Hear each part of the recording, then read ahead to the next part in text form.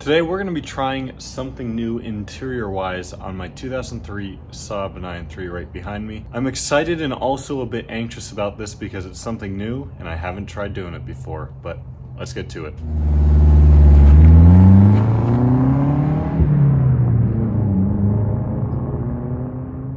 This car is not an Aero from factory. The Aeros came with a few upgraded interior pieces such as seats. This car has anniversary seats in it, silver door trim, silver gear selector, and some other little things. As you can see over the years, I have added Aero pieces into this car, such as the shifter surround. I actually repainted these in a video a couple years ago. You can check that out in the top corner.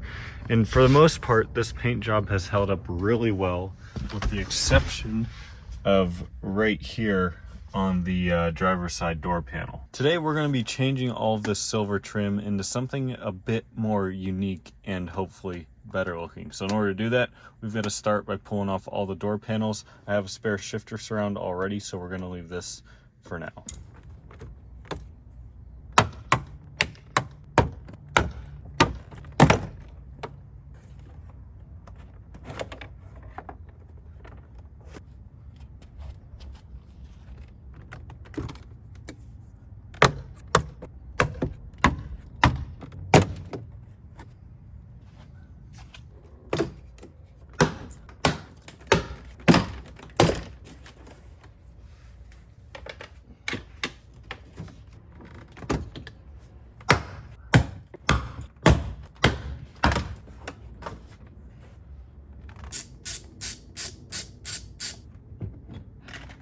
We've moved inside to get some cooler air, and I'll now reveal what exactly we're doing if you haven't figured it out already. We're going to be vinyl wrapping all of the stuff you see here. Here is what we are going to be wrapping it with. This is some carbon fiber wrap I got from a company called Vivid.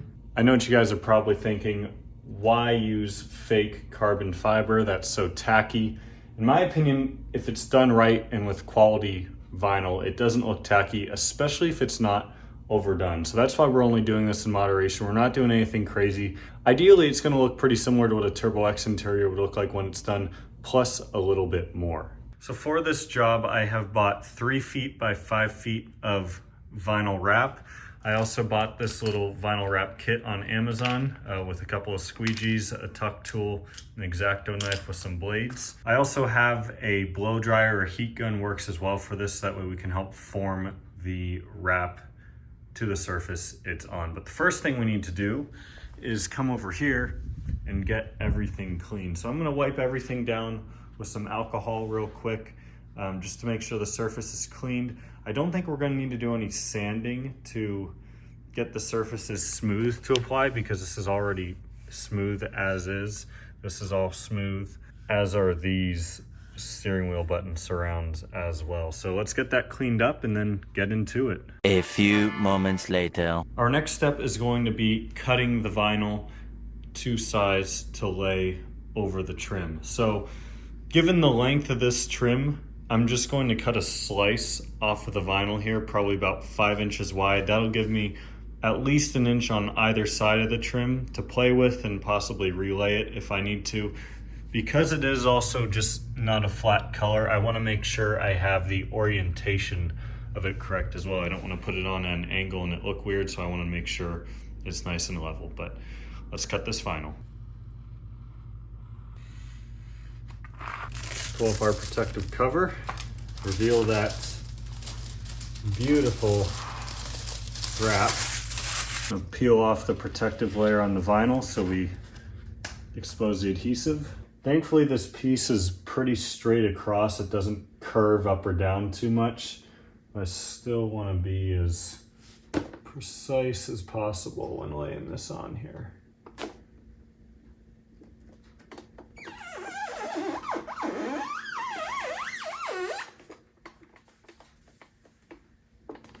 Okay. So that gives me a rough idea. I have plenty of room on each side. I honestly cut too much material, but better to cut too much than not enough. So what I'm going to do now, start at one end, Make sure I don't have any air bubbles. If I do have air bubbles, I'm gonna pull the vinyl back up, use my squeegee to push it out. And when we get to the corners, we'll probably have to use some heat to ensure that it sits properly. Also gonna use the corner or edge of the squeegee to help get it set inside these edges here once I am done with a section. Here I've got a pretty substantial crease or air bubble, so I'm just gonna pull that back up.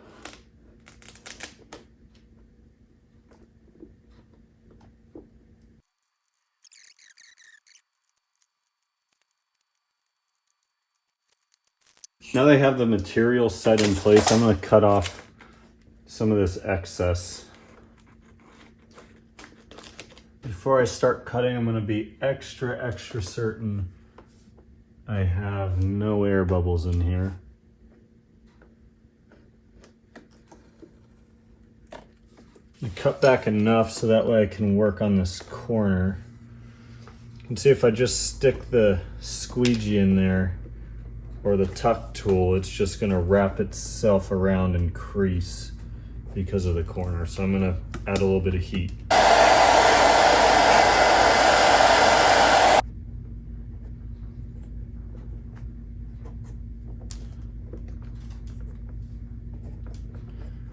And just like that, it kind of magically fixes itself. It's amazing. The heat basically allows you to stretch the vinyl.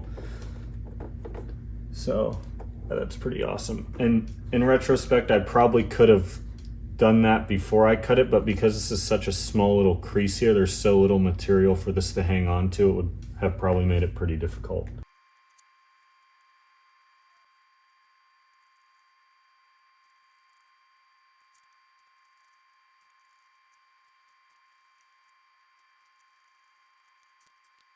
And as I get down to the corner here, I'm once again just gonna cut off a bunch of this excess that I know I'm not gonna need.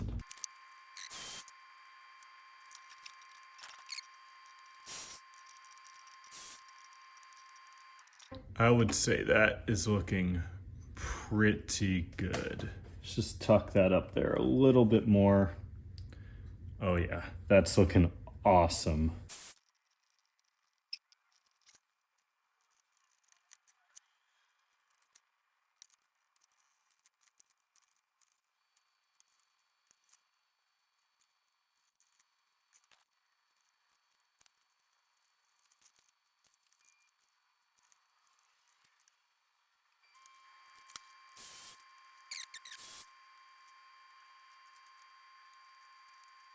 Well, I would say that looks pretty good. I'm gonna go over it one more time with this tuck tool, just to make sure everything is tucked in nice. Check for any creases. I don't see any air bubbles, which is awesome. And I'll do the same thing with the other door panel. Definitely a time-consuming process. I've spent about an hour and a half on both of these panels, I'd say. But overall, pretty happy with the result. So let's move on to the front two.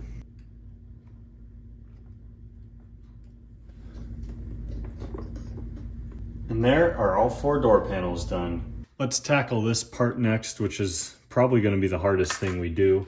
This piece I cut is much bigger than I needed it to, but it's kind of like a leftover scrap I had from the door panels, so it'll do.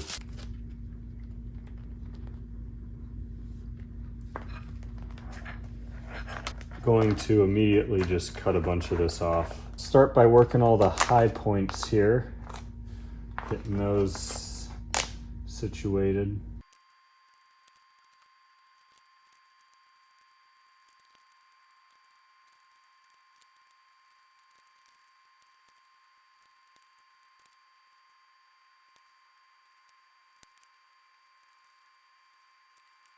This wrap all set around here. I didn't have to use much heat to get it to this point on this piece in particular.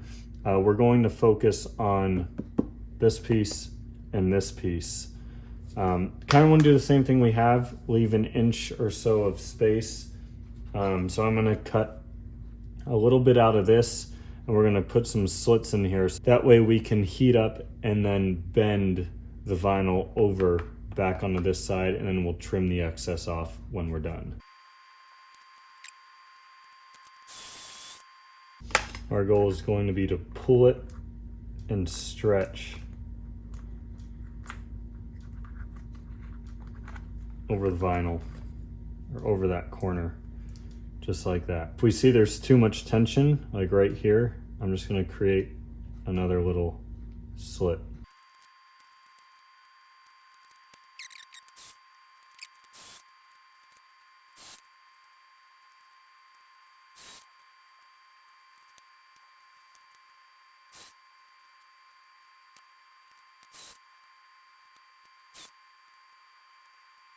And that is looking pretty good.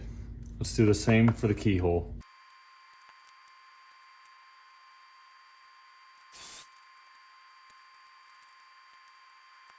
The hardest spots to get this down in is these tight corners in here, like these ones up here, down here, and these two on the ISM area. I'll do the outside. I'm gonna start by just kind of stretching it around.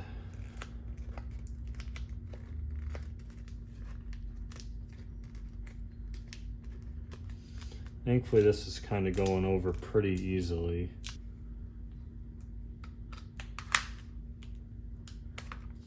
Cutting out a little spot where the mounting tabs are because it's making it hard to wrap around.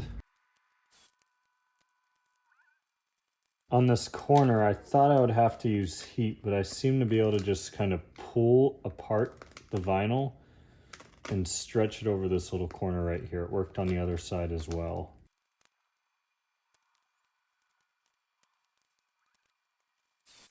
So again, just stretching and pulling over, and a little bit of heat makes that a lot easier and the film a lot more malleable.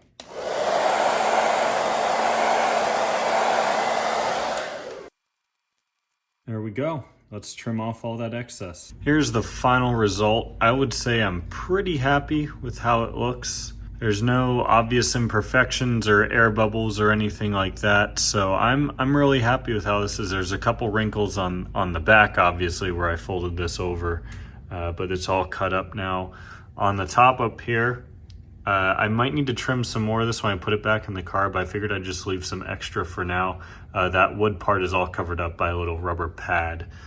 But yeah, I'm pretty damn happy with how that looks. Let's move on to our final item, which is definitely going to be the most challenging, which are these steering wheel buttons.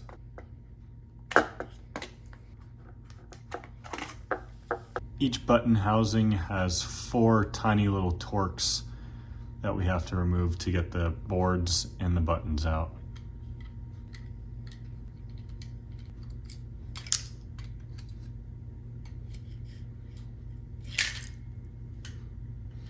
We're just not going to touch any of this stuff because I don't want to mess it up. These buttons are held in by little plastic knobs so they can pivot.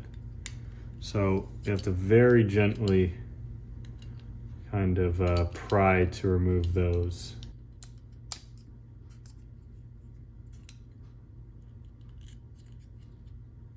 It's quite difficult to get these without breaking the little hoops that they lock into, so you gotta be really careful with a small flathead. But gotta do the same to this other one, and let's get it wrapped. 3 sides of this we need to be concerned about: bottom, top, and of course the face.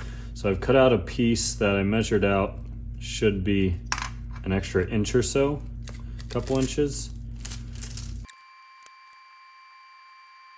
Nice thing is there's curves on this, but they're not dramatic enough that's going to cause me to have to do anything fancy as far as I can tell. I think this should be pretty straightforward here. Let's start cutting the excess.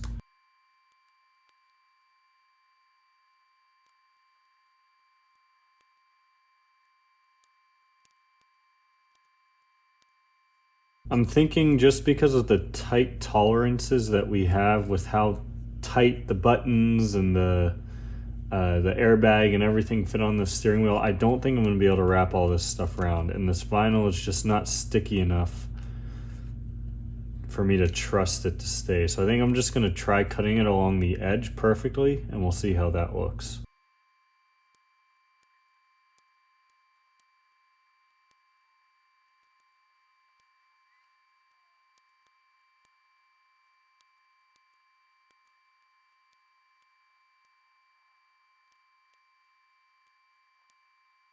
Here's the finished result. I'm not sure how to feel about it, but let's get the buttons back in there and see how it looks. Already I'm seeing some issues. It's pushing the wrap there. So see if we can trim a little more back. Good news, I was able to get them all to function as they should without interfering. Essentially what I did, I'll show you on the one that isn't wrapped yet, is I took the X-Acto knife and just went along the edge all around and was able to cut off any sort of excess. So yeah, there's a little before and after. Let's get the other one done. The other one has been wrapped. This one went a bit more smoothly since it was my second one. But let's get this reassembled now. Just want to be careful not to mess up the board. Make sure everything just clicks together nicely.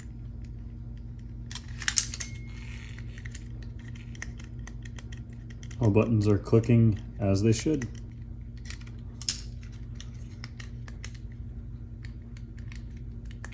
Two for two. Let's see how these look.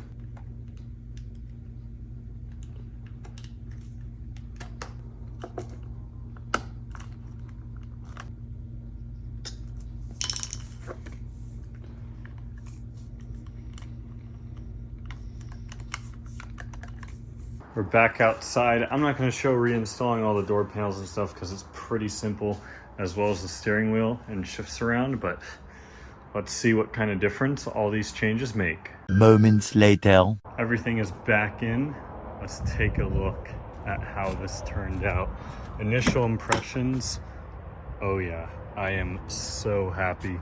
The silver that used to be in here contrasted so well with all the dark gray and black, which is why I initially liked it. However, now just having the black accents back just gives the whole interior kind of a darker look overall, which I really like. This looks really, really awesome. I couldn't be happier with how this looks. Let me know what you guys think of the changes down below in the comments. If you're interested in picking up a shirt to help support the channel, check out my new design I have. It'll be linked right at the top of the description. I know it's just wrap, it's not real carbon fiber, blah, blah, blah. But like I said, I think doing it in moderation like this can be a really good look for a car and also a game changer if it's well done. Thank you all so much for watching though. Give the video a thumbs up if you enjoyed. Stay tuned for more 900 content soon, as soon as I can figure out these leaks and finally take it for a drive. See you next time.